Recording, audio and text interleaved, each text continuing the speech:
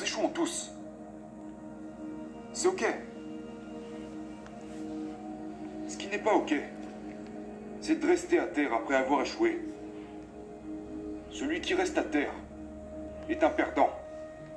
Et un gagnant est celui qui échoue et qui se relève. Qui échoue et qui se relève. Qui échoue et qui se relève. Il se relève toujours. Voilà ce qu'est un gagnant. C'est ça un gagnant. Je déteste les plans B.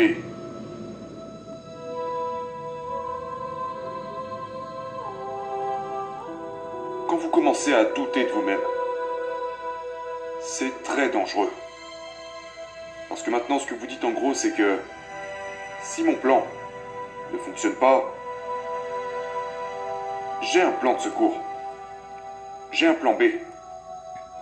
Ça signifie que vous commencez à penser au plan B. Et chaque pensée que vous mettez dans le plan B est une pensée de l'énergie retirée du plan A. Et il est très important de comprendre que nous fonctionnons mieux s'il n'y a pas de filet de sécurité. Parce que le plan B devient un filet de sécurité. Il dit que si j'échoue, que si je tombe, je suis protégé. J'ai quelque chose d'autre qui me protège. Et ce n'est pas bon. Parce que les gens fonctionnent mieux quand ils n'ont pas de filet de sécurité. Les gens fonctionnent mieux dans le sport ou dans n'importe quel domaine s'ils n'ont pas de plan B. Je peux vous dire que je n'ai jamais eu de plan B. Je peux vous dire que je me suis pleinement engagé à devenir un champion de bodybuilding. Je me suis pleinement engagé à rejoindre l'Amérique. Je me suis pleinement engagé à entrer dans le monde du cinéma et devenir un acteur premier plan. Quoi qu'il en coûte, je vais faire le travail. Je ferai mon travail encore et encore et encore jusqu'à ce que j'y arrive. Et ça a été pareil en politique. Donc pour moi, il est très dangereux d'avoir un plan B. Parce que vous vous coupez complètement de l'opportunité de vraiment réussir. Et l'une des principales raisons pour laquelle les gens veulent avoir un plan B, c'est qu'ils ont peur d'échouer. Que se passera-t-il si j'échoue et que je n'ai plus rien derrière? Laissez-moi vous dire quelque chose. N'ayez pas peur d'échouer. Parce qu'il n'y a rien de mal avec l'échec. Vous allez devoir échouer pour grimper les échelons. Personne n'a jamais échoué.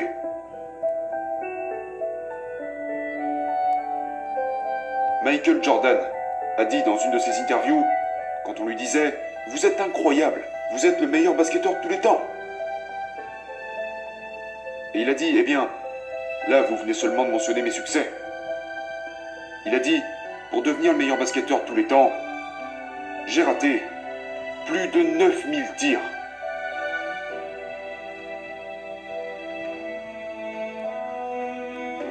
Donc pendant ces matchs, où il a eu tellement de succès, il a raté plus de 9000 tirs.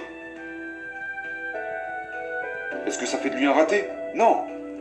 Il est devenu l'un des plus grands basketteurs de tous les temps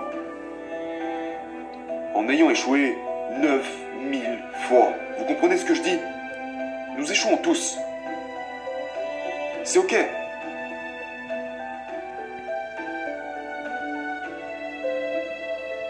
Ce qui n'est pas ok, c'est de rester à terre après avoir échoué. Celui qui reste à terre est un perdant. Et un gagnant est celui qui échoue et qui se relève. Qui échoue et qui se relève. Qui échoue et qui se relève. Il se relève toujours. Voilà ce qu'est un gagnant. C'est ça un gagnant. J'ai échoué dans le bodybuilding. J'ai perdu des compétitions de bodybuilding. J'ai perdu des compétitions de powerlifting. J'ai perdu des compétitions d'haltérophilie. J'ai tourné dans des films qui ont fini à la poubelle, qui étaient horribles, qui ont reçu les pires critiques. Et en politique, je me souviens, j'ai eu énormément d'initiatives en référendum qui ont été rejetées.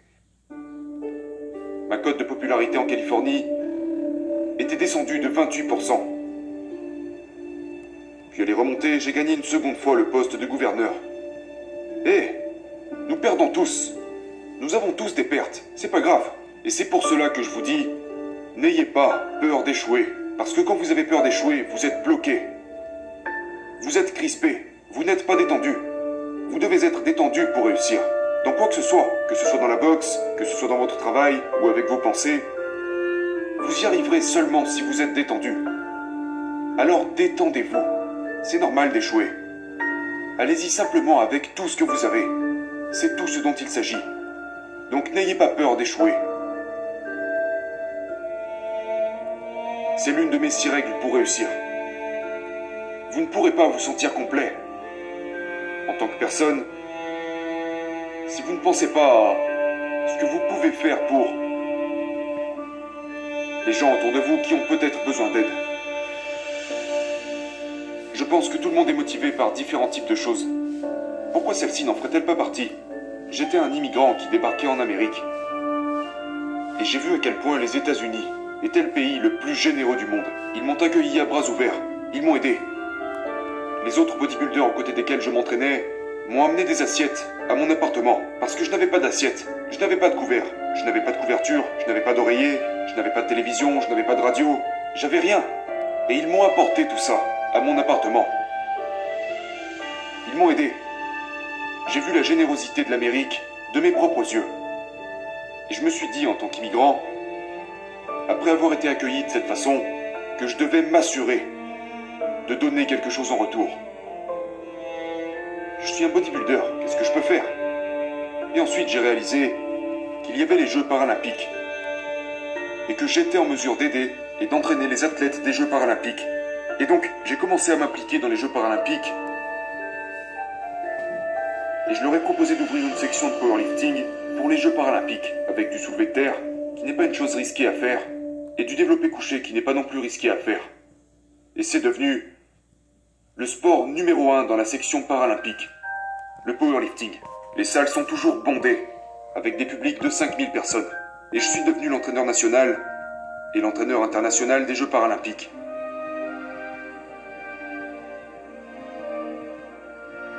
Et je peux vous dire que je me sens si bien. Je me sens encore mieux. En allant voir ces concours de powerlifting et voir une centaine d'athlètes venant de partout dans le monde concourir dans le domaine du powerlifting et être heureux qu'en gagnant mes propres concours de bodybuilding.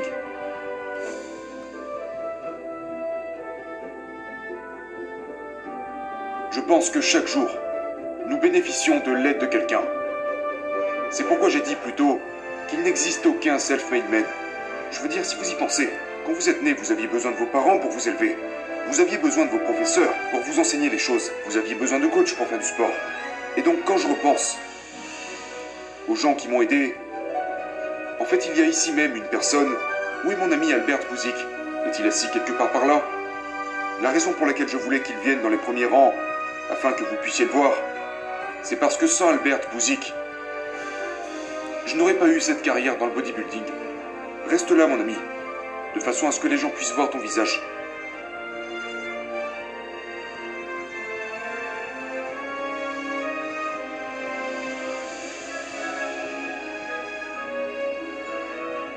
Albert Bouzik a été, juste pour vous donner un exemple, parmi les milliers de personnes qui m'ont aidé, Albert Bouzik a été celui qui m'a aidé à traduire en anglais mes informations afin que je puisse remplir mon formulaire d'inscription au concours Mister Universe.